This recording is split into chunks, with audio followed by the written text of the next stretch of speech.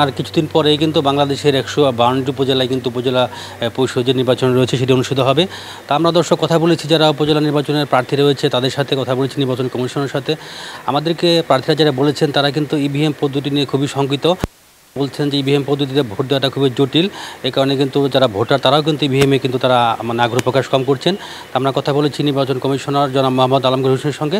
তিনি বলেছেন যে এটি একটি টিকার মতো, এটি দেওয়ার আগে অনেকে ভয় পায়, দেওয়া হয়ে গেলে কিন্তু সেটি আবার কোনো ভয়ের কোনো কারণ নেই।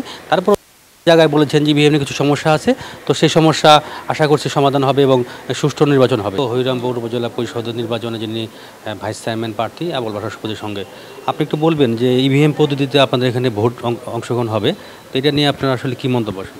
ধন্যবাদ। আমরা হরিরামপুর পদ্মা বিধৌত এলাকা এবং বেশিরভাগ মানুষই দারিদ্র্যসীমার নিচে বসবাস করে এবং শিক্ষার হার ওই পরিমাণে বেশি না। মানুষ ইভিএমে এখনও অভ্যস্ত না, তারা আতঙ্কে আছে ইভিএমে ভোট দিতে পারবে কি পারবে না। যদিও বিগত দিনে 71 ইউনিয়নে ইভিএম হয়েছে, কিন্তু মানুষ স্বতঃস্ফূর্তভাবে তাদের মনের ভাব প্রকাশ করতে পারে নাই, অনেকে ভোট দিতে পারে নাই, ভোট কেন্দ্রে যায় ঝামেলা হয়েছে, এই সমস্যাটা হচ্ছে। এবং প্রার্থীরাও শঙ্কিত, আমরাও শঙ্কিত যে ইভিএমের মাধ্যমে কোনো কিছু সরকার যেটা চাচ্ছে নিরপেক্ষ, শতভাগ নিরপেক্ষ এবং স্বতঃস্ফূর্ত অংশগ্রহণমূলক নির্বাচন করার জন্য, কিন্তু ইভিএম পদ্ধতিটা সারা বাংলাদেশে না দিয়ে জাতীয় নির্বাচন ইভিএম হলো না, উপজেলা পরিষদে কিছু উপজেলা পরিষদে ইভিএম দেওয়াটা এটা প্রশ্নতীত মনে করছি আমরা। সেক্ষেত্রে হরিরামপুরের প্রায় প্রার্থীরাই শঙ্কিত এবং ভোটাররাও শঙ্কিত যে কি না কি হয়, এটা নিয়ে আমরা আতঙ্কিত হওয়ার কারণ ইতিপূর্বে আপনার কি কোনো সমস্যার সম্মুখীন হয়েছেন কিনা? আসলে ইতিপূর্বে সমস্যার সম্মুখীন হই নাই, তবে হরিরামপুরে কিছুটা রিউমার আছে। আমাদের একজন সৎ কর্মকর্তা নির্বাচন কমিশনে আছে, অত্যন্ত সততার সাথে, তার এক নিকট আত্মীয় প্রার্থী হয়েছে, সে এলাকায় তার যোগাযোগ নাই, তার জনপ্রিয়তা নেই বললেই চলে। সে ঢাকাতে বসবাস করতেন, তিনি প্রার্থী হওয়ার কারণে মানুষের একটা সন্দেহ যে সে কোনো মানুষই তাকে চেনে না, অপরিচিত একটা ব্যক্তি, কোনো দিন নির্বাচনে কথাও বলে নাই, হঠাৎ করে সে প্রার্থী হয়েছে এবং কি কারণে, কিন্তু পাবলিক বলে যে হয়তো অন্য কোনো এর নেপথ্যে কোনো কারণ আছে কিনা, এই সন্দেহটা মানুষের ভিতরে। এটা নিয়ে শঙ্কিত না ভোট দিতে গেলে কোনো সমস্যা হতে? ভোট দিতে গেলেও শঙ্কায় পড়বে। চরাঞ্চল, হরিরামপুর 3-4টা ইউনিয়ন চরাঞ্চলে অবস্থান করে এবং সেক্ষেত্রে এই ভোট স্বতঃস্ফূর্ত সুন্দরভাবে এই মুরব্বীরা এই গ্রামের মানুষ দিতে পারবে কিনা সন্দেহ। কারণ এই গ্রামের মানুষ চলাফেরা করার ক্ষেত্রে তারা আমাদের গৃহিণী, আমার মা বোনরা বিশেষ করে যারা কৃষিকাজের সাথে জড়িত, বাড়ি রান্নাবাড়ার সাথে জড়িত, তাদের আঙুলের ছাপ নিয়েও সমস্যা হয়ে থাকে, যে আঙুলের ছাপ অনেক সময় মিলে না, এই জন্য এই সমস্যাটা হওয়ার সম্ভাবনা সবচেয়ে বেশি। আমি মনে করি কথা বলবো হরিরামপুর উপজেলা পরিষদের যিনি ভাইস চেয়ারম্যান প্রার্থী মোহাম্মদ মোশাররফ হোসেনের সাথে। আপনি বলছিলেন যে ইভিএম নিয়ে আপনার শঙ্কিত, বিষয়টা একটু বলবেন? আমরা বিভিন্ন সময়ে বিগত দিনে যে নির্বাচন হয়েছে সেই নির্বাচনের প্রেক্ষাপটেই বিভিন্ন অভিযোগের পরিপ্রেক্ষিতে আমরা এটা সংশয় প্রকাশ করেছিলাম। রক্ষা করবেন।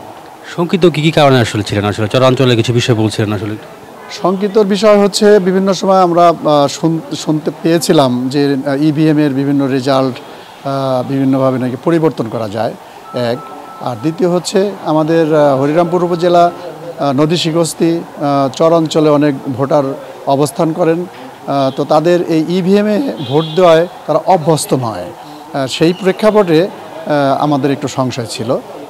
আঙ্গুলের ছাপের বিষয়ে কোনো সমস্যা হয় কিনা? আসলে আঙ্গুলের ছাপের বিষয়েও বিভিন্ন সময় দেখা গিয়েছে যে বিশেষ করে যারা মা বোনেরা আছেন, সম্মানিত মা বোনেরা, বৃদ্ধ যারা আছেন, তাদের ওই হাতের যে ছাপ সেখানে মুছে যাওয়ার কারণে নাকি ভোট প্রয়োগের ক্ষেত্রে অসুবিধা হয়, এটা আমরা পূর্বে পরিলক্ষিত করেছি।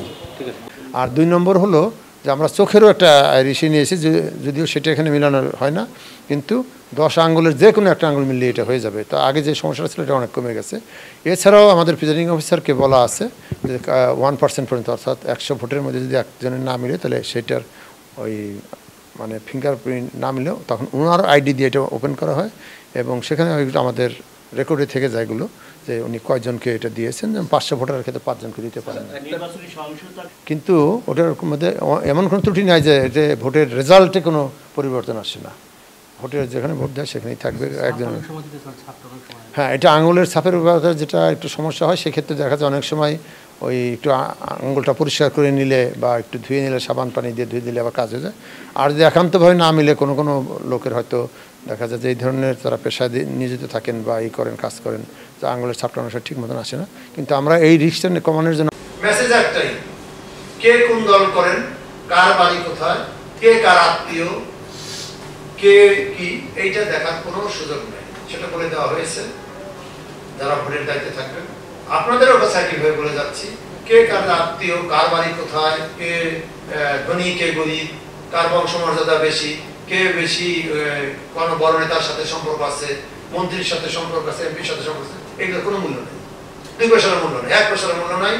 আপনাদের মূল্য হবে যে ভোটাররা মূল্যায়ন করবে। যিনি ভোট বেশি পাবেন তিনি নির্বাচিত হয়ে আসবেন, তিনি জনগণের সেবা করবেন। তার সাথে রাত্রে দেখা করি, উনি মনে হয় আমার ভোট চেঞ্জ করে দিলেন, কোনো সুযোগ নেই। ইভিএম আমার একটা যন্ত্র মাননীয় প্রধানমন্ত্রীরও চিনে নেই। কথা বোঝা গেছে? মাননীয় প্রধানমন্ত্রী গত ভোটের 5 মিনিট আগে যে হাজির হয়েছেন, ওনাকে বলা হচ্ছে ভোট 8টা থেকে শুরু হবে। মাননীয় আপনার জানেন মাননীয় প্রধানমন্ত্রী খুব টাইম মেনে চলেন। উনি 5 মিনিট পরে যান নাই, 5 মিনিট আগে গেছেন, কারণ ওনার ভোট না দিলে তো ওই কেন্দ্রের অন্যকে ভোট শুরু করা হবে না, আমাকে দিয়ে শুরু করা হবে। উনি যেন 5 মিনিট আগে চলে গেছেন। তারপরে যেই বলে যে আমি ভোট দিব, তো বলে ম্যাডাম আপনার জন্য 5 মিনিট অপেক্ষা করতে হবে। বলে কেন? বলে যে 8টা তো বাজে নাই। ও আচ্ছা তাই দেখি।